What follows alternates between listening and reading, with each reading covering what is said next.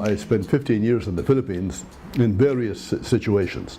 In situations where you had huge migration. And then my second term in the Philippines was on an island off the coast which had a first world standard of living in 1870. But then a volcano came up out of the end of the island and people started to migrate and continue to migrate right up to the present. So all you had in Camagin Island were grandparents, parents and children. So it's very much like any town in the west of Ireland where people had simply left to go overseas to find a better life. Our life, to be honest, the life was absolutely great. Like I was an ordinary Syrian guy, Syrian person who went to college, university. I studied law back home, and nearly 11 years ago, I came to Ireland and started a new life.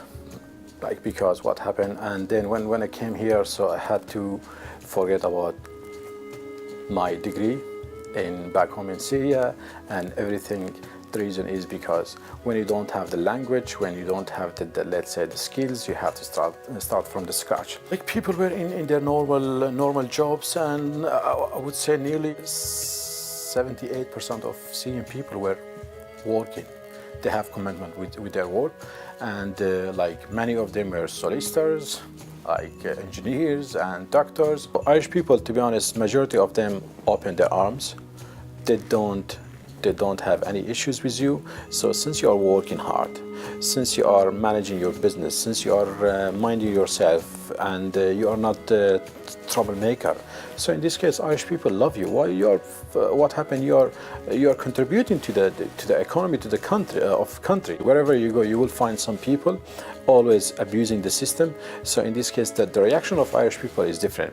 And the main things I always tell, since I am interpreting for Syrian refugees and Kurdish refugees, I always tell them the most important thing is to learn the language. When you know the language, so then you will be able to integrate with the society. You will be able to communicate with Irish people, to express yourself, to understand their culture. This is the most important thing. 4 or 5 of our priests had been expelled from China in 1951 or 52. And when they started the immigrant chaplaincy in Britain, these 4 guys slotted in there and began to work.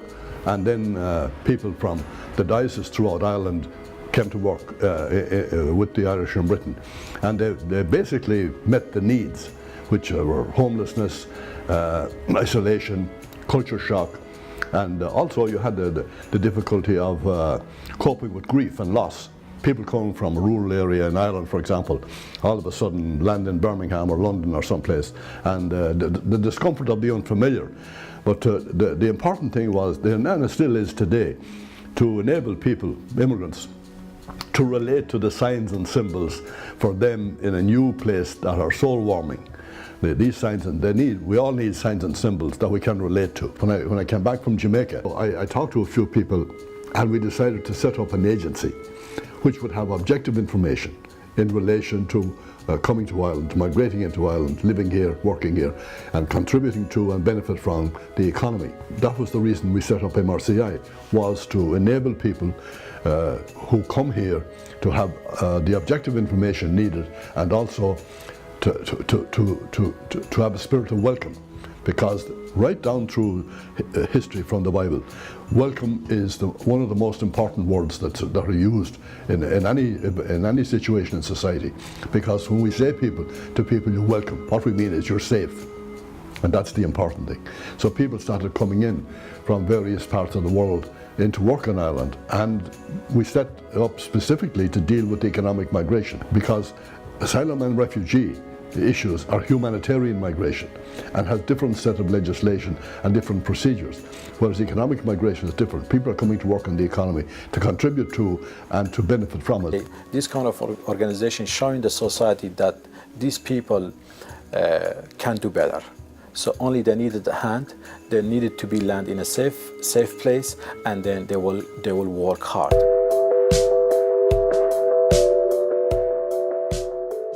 My brother set up the Scoop Foundation 10 years ago. This is our 10th anniversary, and I was always just working with him part-time.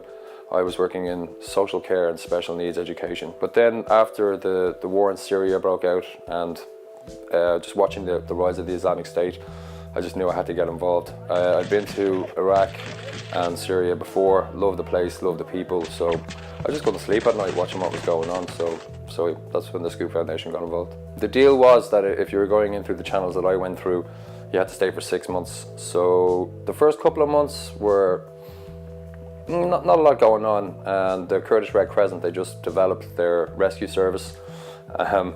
And then I think come April there was a massive firefight in the city between the Kurdish forces and regime troops, and after that it was just absolute madness for the next couple of months. It just got worse steadily every month that I was there.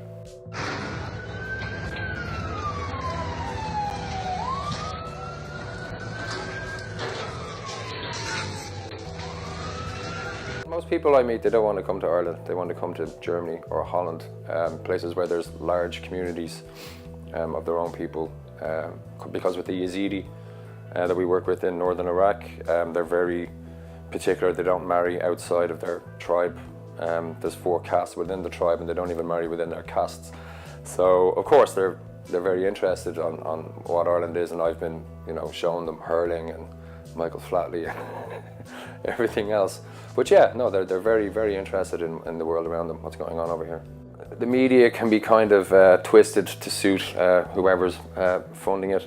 So when I was there, I didn't have an agenda, I just wanted to show people what it was like. So I'd wake up in the morning, there'd be an airstrike happening, 2 kilometers away, so I just put my phone in my window, and I wasn't turning it around, I was just had it fixed on a building, facing my building, and you could hear the bombs going off in the distance. You could hear birds chirping, flying around. You could see kids in the distance playing football, just to show people how real and surreal that it is. Ireland, we've only taken half of the amount of refugees that we promised we would take. I don't think that they've set up appropriate structures for these people coming here. A lot of them just end up in direct provision.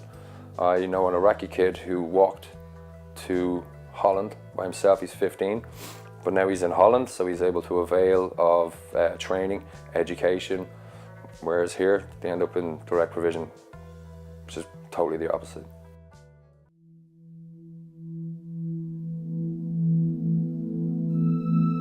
So I've lived here all my life, really. I came home when I was 13 from the UK. My father's from Roscommon, my mother's from Cork. So I would have gone to school in Ballahadreen. I spent some time in London and came back, so Ballahadreen is my home place. So in 2017, we heard that the refugees were arriving. There's an old hotel in Ballahadreen that's been closed for 7 years. And I mean, I was thrilled because I've been working with refugees in various capacities the last 20 years through music. So refugee support and asylum seeker, and I'm very anti-direct provision, so that would have been something that I've been working on for years. With the refugees coming to Ballahadreen, I've done loads of radio interviews and we've done a few television things, and the amount of people who say, you're not even Irish, you're not Irish, and where are you from? And that's really frustrating because people say to me, well, where are you really from? And I'm so Irish, it's in every cell of my body. I mean, we would come home in the summertime when we were kids. We lived in Birmingham, and we lived in Birmingham at the time of the Birmingham bombings. So my parents would have experienced extreme racism and fear in that time. And we were always aware of that as kids as well. So we would come home every summer to my parents' farm, and we would come home specifically to work. We would do the hay and the turf and the barley. And when we would go back to the UK, I mean, I would dream of the smell of the hedgerows in my grandparents' house. So when people question, when they hear this accent and they question, you're not Irish, who are you? For me, I find that so interesting how we define people. We define people and we make judgments about them, who they are.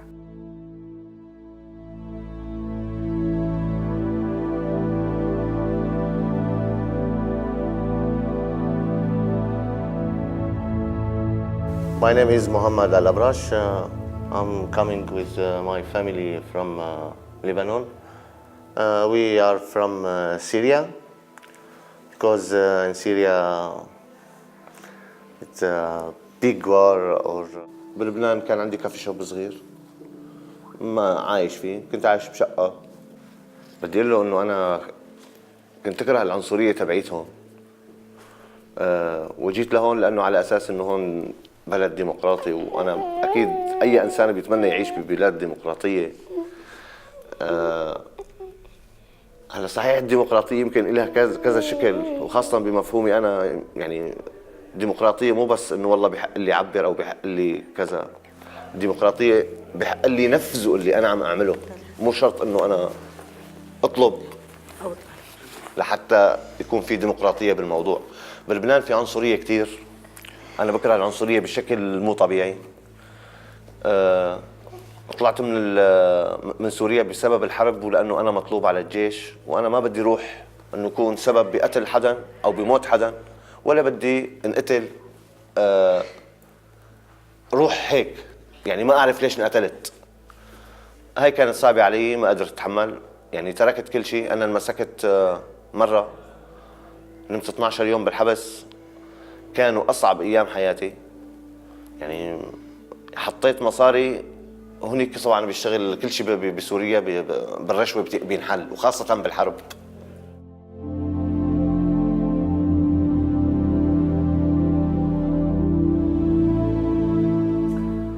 Well, with direct provision, you know, people who are gunning for jobs under 30 grand a year, they can't go for them. You know, these people are skilled people. You know, they know, you know, they're doctors, they're teachers, they're IT experts. You know, that they're useful people. So, you know, and they want to work. So let's just put them to work. The refugees that I've met are very, I mean, really, they're so open and they're so. They really, I mean, especially the men. I love chatting to the elderly men or the older men, because they want to have conversations and they want to talk to people, and they really enjoy engagement with people. And so the stories are out. There's lots of groups doing really good work. The stories are out there. I just think, what changes people's minds, I don't know, around refugees. I think meeting them, even hearing a story, you know, on a documentary, I don't think that's going to be as profound an effect as one would hope. I think you've got to physically meet a human being and be willing to see that person. When we get to know people on a one-to-one basis, then on a one-to-one level, we break down the stereotypes and we see them as human beings, just similar to ourselves. So even to help people to stand up for their rights and to seek legal aid, to seek a better way for life. So that's part and parcel of the work of what the Colombians are called to do, and it's part and parcel of the work of the Migrant Centre in Dublin. And I think to refugees, you know, nobody chooses to become a refugee. It's forced upon them. And often it's a journey from a disaster to maybe a journey of hope and new life.